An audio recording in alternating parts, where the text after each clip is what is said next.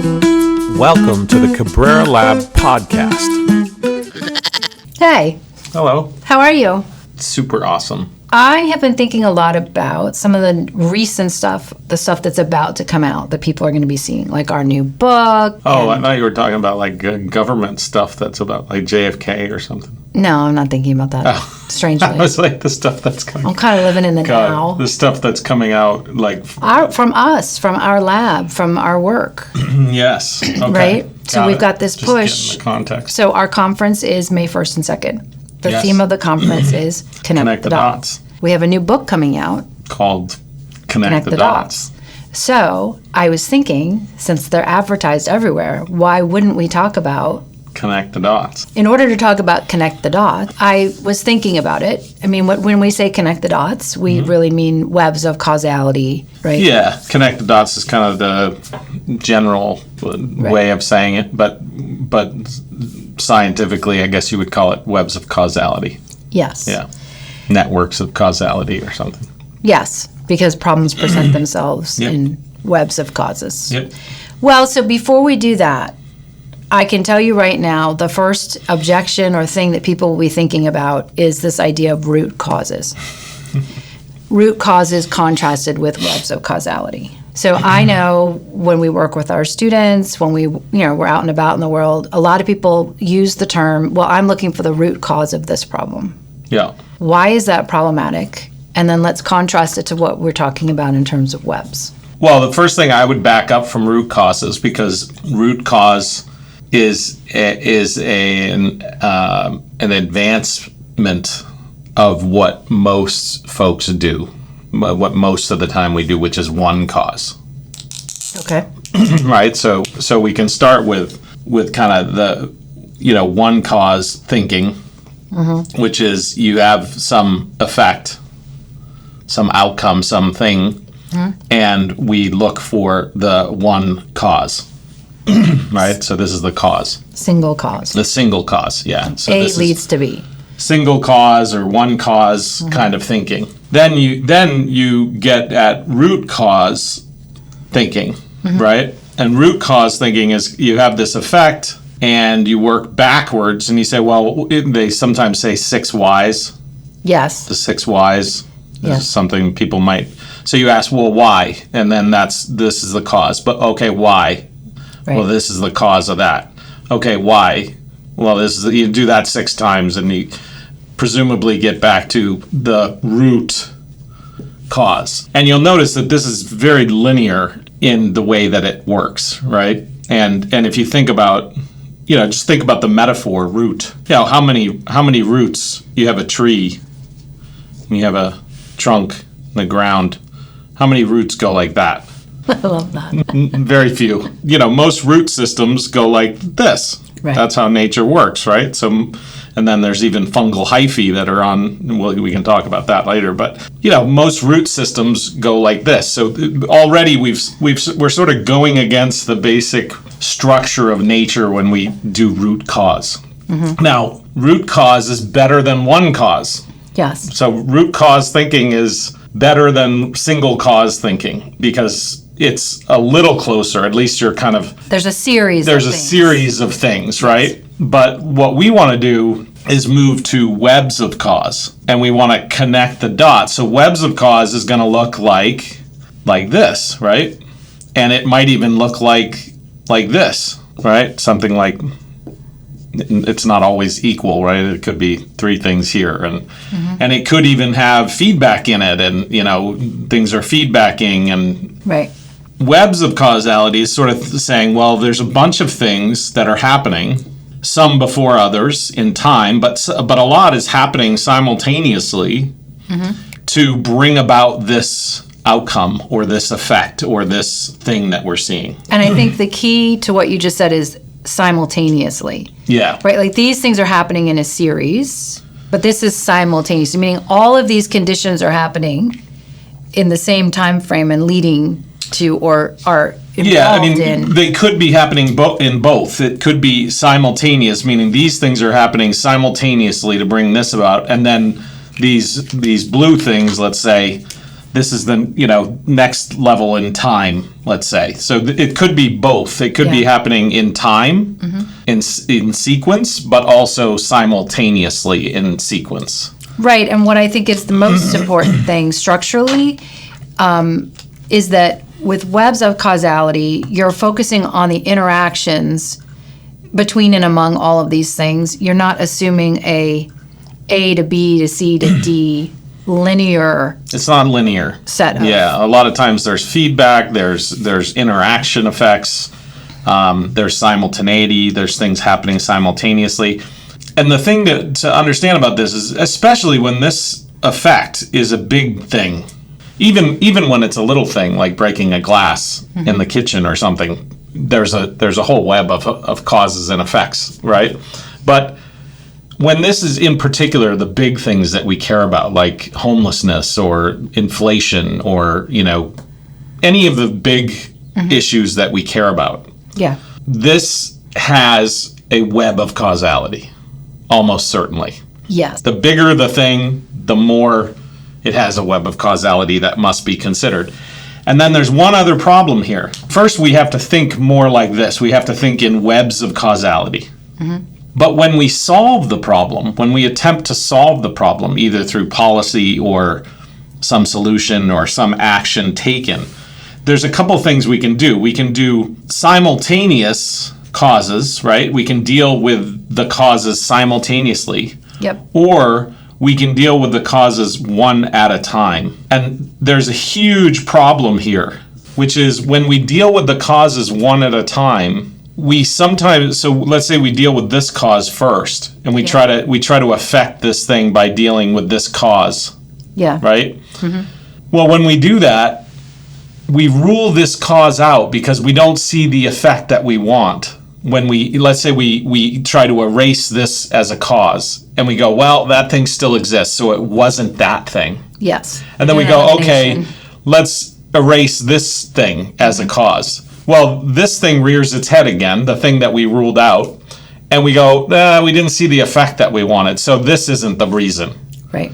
And then we go, well, let's try this one. And then this thing rears its head again. So these things are still operational. In reality. And we don't see the effect that we want to see. So we rule this one out. And we constantly do this as a problem-solving technique where if we even get to this level, mostly we're over here at one cause. Yeah. Sometimes we go to root cause. If we even get to this level, we then, in the solution, choose a one cause at a time solution. Yeah, the approach to it. And then we don't see the effects, so we rule out that as a cause. We ruled out that as an effective solution. And it's not. It's a partial solution, and we have to simultaneously do these things together in order to see the effects that we want to see. Yes, and I think the thing that's really interesting to me, and it's partially because we talked about holism and reductionism, is when you're doing this elimination thing, you're not accounting for the interaction effect across these four things, right? Because the causes are happening in a dynamical, interactive state in reality. And when you eliminate one at a time, you're not getting rid of these interactions, right? That's right. And the connections between them. And that's why we say connect the dots. Literally, you have to connect the dots. You've got to see that these things are connected in a web of causality. And so the effect that we're seeing, that we care about, is caused by this web of causality together, simultaneously, interactive, dynamical. And if we don't connect the dots, meaning see the relationships between them, we never solve the problem. Right. And these are big problems. These are the problems that are the hardest problems to solve. One of the things I was thinking about, because I was curious about this, because I hear root causes all the time, and the origin of root causes actually came from closed mechanical linear systems, right? Mostly mechanical breakdowns and system failures, where they could literally go back and trace the point at which some mechanical piece of a system failed. Yes. Right? Well, that's not how most of reality works. Well, it's one of the problems in systems thinking, because systems thinking was originally very much influenced in some regards, on some trajectories, by successes in mechanical types of studies, right? And then we said, well, gosh, this is so successful in this machine area, like circuit boards and things like that, that we could apply it to the human area. Right. And we did. And, socio-technical systems, or systems that are both social and technical, that involve people or biological kinds of squishy things, they don't quite operate in the same kinds of networks that these mechanical systems do. Right. And so we get it wrong a lot because we take mechanical metaphors and apply them to organic things. Right. And when we do that, we fail to understand the underlying structure of those organic things. This is why we need to think differently about the way we manage organizations. Don't manage them as clocks or mechanical machines, but manage them as more like organic or biological kinds of things, because they are. If they have humans in them. Yeah. So that's why we say flock, not clock. But connect the dots is critical to solving the biggest problems we have today. If we don't connect the dots, if we don't see webs of causality and try to solve them in as much of a simultaneous way as possible, because they're operating in a simultaneous way, then we're going to get kind of like hoodwinked by the solution. You get a little hoodwinked, is a great word. Because you say, well, we tried that. Yeah. People say all this, well, we tried that. Yeah, but you didn't try it together. Mm-hmm. Yeah. It's like saying, I want to increase my sleep, right? Sleep's really important. Yeah. Well, how do you increase your sleep? Well, there's about 10 different things that you can do to increase your sleep, and it's not just one thing. Yeah. So to get better sleep in a colder room, turn the lights down earlier, don't be in blue light with the phones and all that kind of stuff. Yeah.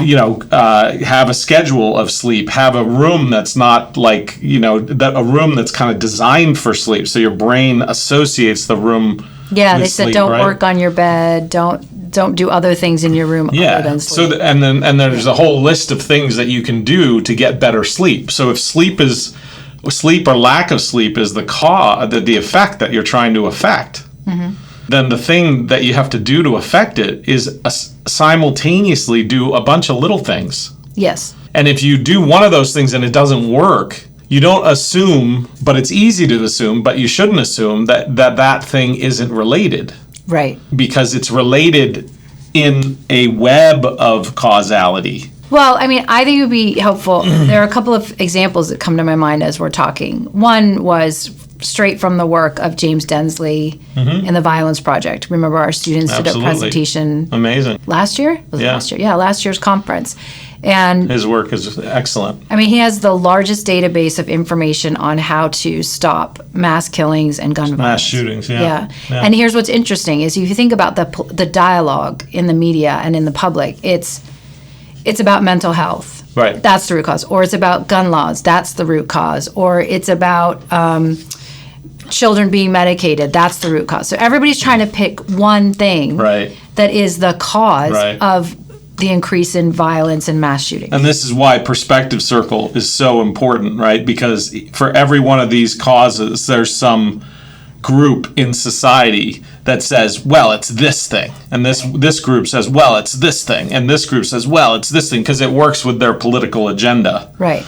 Then these folks battle for resources to say it's this thing. And the truth is, they're all right. They're all right. And they're all wrong. Yes. They're all right and they're all wrong. They're all right in the sense that, yes, this is one of the causes that's in the web of causality. But they're wrong because they're doing one at a time solutions. And if we took the collective of this perspective circle, we would get it much more right, much more often. Right. In other words, if you took a multi-pronged solution to a webbed problem, whereas you're doing interventions with mental health, you're looking at the gun laws and regulations, you're looking at adolescent health and well-being, rates of depression, you're looking at Schools, how are schools managing safety? You're looking at there's something like 16 factors that he identified. And it's about doing all of those things at the same time. Public education campaigns, there's a whole list of them. And not just those kinds of things. I mean, there's great people out there that are doing this without really knowing the underlying structure of what they're doing. People like Densley, people like Casey Means and her brother Cal Means. They're doing some amazing work that is really fundamentally webs of causality, connect the dots, right? This episode is sponsored by Training Camp, the ultimate online spot for building the mental fitness that drives personal and professional change and success. At Training Camp, you'll have access to the science and practice of thinking with personalized thinking assessments, tiered training, and best of all, practice that improves skill. Go to cabreralab.org to learn more. And now, back to the episode. It doesn't just apply to these big systems and these big problems. It applies to problems in your life. If you want to lose weight, there's 10 different reasons why you're not losing weight. I know. It's not one. I know. If you want to sleep better, there's 10 different reasons. There's 10 different things that are happening in your daily life that are causing you to get sleep or not causing you to get sleep. Yes. And they're all contributory, right? To have a better diet, to, all of those things. If your kids are having, immunity issues, if your kids are having, sugar kinds of issues like diabetes or something like that, those are effects that you want to navigate, and there is a web of causality that is leading to those effects. Well, what's nice is it's not just yes. And it's not about just eliminating one at a time, which will be unsuccessful. It's also not looking at it this way. Yes. Because it doesn't exist and not looking at it this way. This way. Right. Right. Because in nature, these things don't tend to be as prevalent as this. This is the way most of nature and the problems that we encounter emerge, right? These effects are nonlinear. Yeah. And so there's a web of causality. And you have to have a little bit of those causes as part of your solution. So if you're thinking in root causes and you're not thinking of webs, one of the things you're doing is you're not seeing the critical importance of the interactions between and among the parts. So just off the bat, we're not seeing at least 50% of the reality of the problem. Yeah. A lot of what's happening is happening in those dynamics and those interactions. Yeah, and you can actually kind of collapse this thing into this thing, by the way, right? Which is rather than if you want to say, well, what is the cause of this thing, right? You can say, well, the cause of this thing is this thing, right? And you might say, well, that's that. Well, that's true unless you see this as a interrelated part-whole system, right? A web of causes. Well, if you see that whole, then you can make it very simple and say, well, yeah, all this stuff that interacts in these ways is leading to this.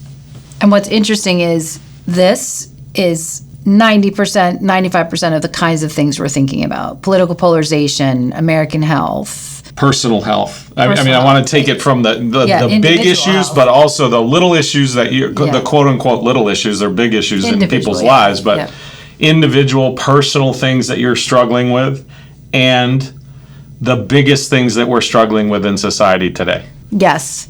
Have this structure. I was just talking to somebody on a call, and they were talking about political polarization in the United States. Yeah.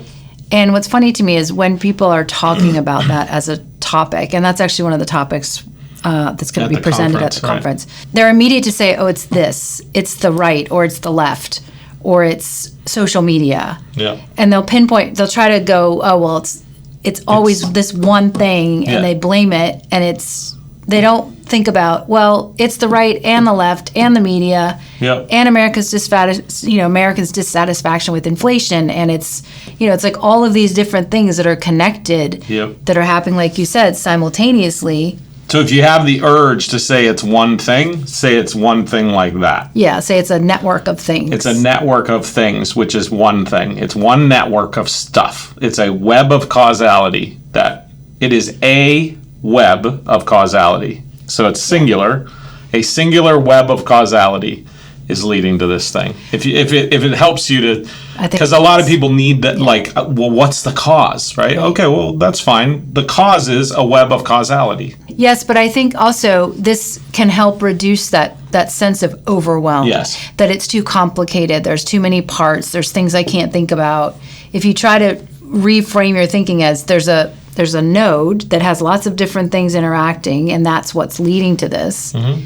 Then it seems more manageable. Yes. That way. Yes. Because we've talked about this. A lot of people are feeling. And that's the value of part-whole thinking. That's what the S in DSRP does for you, is it allows you to kind of get some compression and be like, okay, I'm going to think about this complex thing. I'm going to understand all the stuff that's in it. And then I can just compress it down and say, okay, that thing that I just thought about is the cause of this thing that I care about. Because this is the thing we care about. We don't care about this. We care about this. But in order to care about this, we got to understand this. You've got to do webs of causality. You've got to connect the dots in your solutions. Yes. Because it's the relationships between these things that make it a web of causality. Right. So when you really get down into it and you're doing a deep analysis of this object, you're going to actually start to think, really, what are these relationships between these parts? You're going to try to understand them more deeply. You're going to RDS them. You're going to party this. You're going to zoom in. You're going to party it. You're going to RDS it. You're going to p-circle it. Those are all going to be the things that you do. You're going to make distinction, is not lists. You're going to use all those moves that we talk about so often to understand this thing. Right. Because understanding this thing is caring about this thing. And a great example of that, because I always like to have examples, is if you think about what we were just talking about with political polarization. Think about Americans' dissatisfaction with anything. Well, that has an RDS to echo chambers in social media. Sure. Right? We create echo chambers that reinforce our views. So that is an RDS, right? Yes. In between those two things. But if you got rid of echo chambers, it wouldn't go away. Exactly. Right? Because it's not just echo chambers. The echo chambers are certainly massively influential, but there's multiple things going on. And so we have to kind of work on solutions that look at the web of causality, connect the dots, and try to implement things simultaneously. Because otherwise you're not going to have the effects. You're not going to see the effects that you want. Yeah. Whether that be your sleep patterns, your health, or, global warming or whatever it is you care about. The homelessness, global warming, immigration, whatever it is. There's a web. There's a web of causality. Like, it doesn't matter whether you like this or don't like this. This is true whether you like it or not. Yes, and I mean, just to pull it back out to a wider context. I mean, one of the things we talk about a lot is one of the basics of systems thinking is looking for webs of causality, not ignoring the interactions between and among things, and aligning your thinking with reality. And the reality is the world is more nonlinear, network, dynamical. The problems that are presented to us are those things. And we have actually done studies on webs of causality, and what we found was that the general public, when they're exposed to solutions that we know are accurate solutions, the general public will pick one. Yes. They won't see webs of causality. They won't think in webs of causality. The policy that they support will not be a web of causality. It'll be a single cause it's like their pet cause. There'll be one of these green people over here. Yes. And they'll say, oh, it must be this one because that one's the one that resonates with me. Yes, or so I've had personal experience with it. Yeah. School shootings, well, it's this one. This is the one that matters. And then this person's going to say, well, this is the one. No. This is the one that matters. And the truth is they all matter. They all matter. And they're all in a web, an interactive web that is leading to the causing this effect. Yeah. I mean, I guess to me, in some ways, a new, just trying to get across a new approach to seeing how problems present themselves, which would then lead to, hopefully, a new way of thinking about how we solve them, right? In other words, you match the complexity of the problem with the complexity of the solution. Yeah, and it's interesting that we say, how problems present themselves, because again, like, this is the problem. This is what we call the problem. Right. right? This is the homelessness. This is the immigration. This is the school shootings. This is the inflation. This is all the things we care about. Sleep. Your lack of sleep. Right. Right? How does it present itself? It just shows up. It doesn't tell you anything about the story. It's just like, hey, I'm here. It's like a drunk uncle. You know, it just shows up. It's at your party. Right? The drunk uncle. That's how it shows up. It doesn't tell the whole story of how it came to the party. That's true. Right? So what we have to do when we see it show up is we have to say, how does this thing show up? Mm-hmm. And that's going to take us back to unpacking this. And we got to unpack that. And the way we unpack that is systems thinking. We do is not lists. We do zoom ins, zoom outs. We do RDS, part party, and P circles. I mean, that's how you unpack that. You know, I was just picturing What? when you said the drunk uncle. Yeah. I was thinking, and my apologies to anybody named Billy, but just say you have like this drunk Uncle Billy. And he shows up and he stumbles in the wedding. You can sort of backtrack this Forrest Gumpian crazy way that drunk Uncle Billy got to the wedding. Yeah. In this whole web of funny events. Like, it'd be a great movie. Yeah. Yeah, okay. So I guess the real thing is just to remind ourselves to start thinking in ways that are more aligned with reality, see these networks, these nonlinear things. Easy to understand. Yeah. Hard to do. Yeah. Like, these things that are hard to do are not complicated. I know that sounds, I mean, I think everybody understands why you have to think about webs of causality and connect the dots. Yeah. Everybody understands when they hear it that these big effects have multiple causes. Everybody understands that in order to affect those causes, you have to affect them simultaneously because they're operating simultaneously, right? Those are not difficult concepts. They're easy to understand. They're hard to do. It's easier to have a knee-jerk reaction to things. It's easier to align with your political agenda. It's just easier to do that. Right. It's not because the concepts are hard. It's because the integrity of action takes effort. Yeah. It's easy to just say, oh, well, my political views push me towards this solution. Even if it's not going to work. Yeah. At least I'll feel good supporting my little pet cause. And they don't realize they're actually working against the solution by being so singularly focused. Totally. Which is interesting because they all probably have great intentions. Yeah, everybody's got good intentions. They all want to solve the issue. But most of the time. But yeah, I think that's right. All right, so I want to talk about the conference for a minute. Oh, okay. All right, so we have this conference, May 1st and 2nd. Yeah.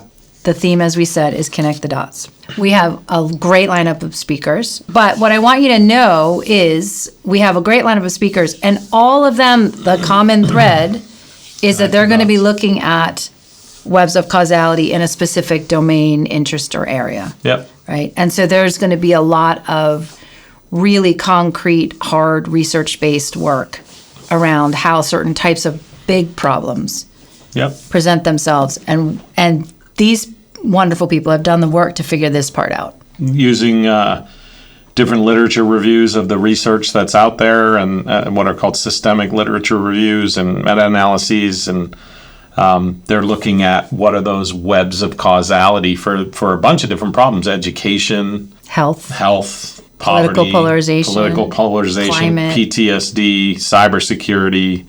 Yeah. I mean, just like a lot of different topics. Yeah. It's gonna be a rager. It's gonna be a party of all parties. Yeah. Yeah. And it's always really, really fun.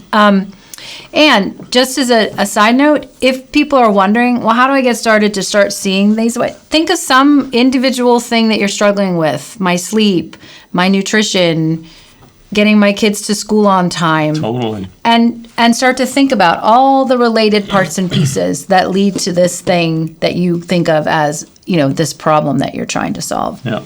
Start small, and then you'll start to be able to see it for the bigger stuff. Yeah, simple idea. And then it's do some zoom ins, zoom outs, parties, RDS, barbells, P circles, is not lists. Those are the main moves to unpack anything. So in this case, we're just unpacking the cause. Well, the cause is a big suitcase. You got to unpack it, find out all the things that are inside of it. Yeah. Relatively simple to do. You just got to do it. Yeah, and start somewhere easy, somewhere small, Yep. and then work your way up. That is a wrap.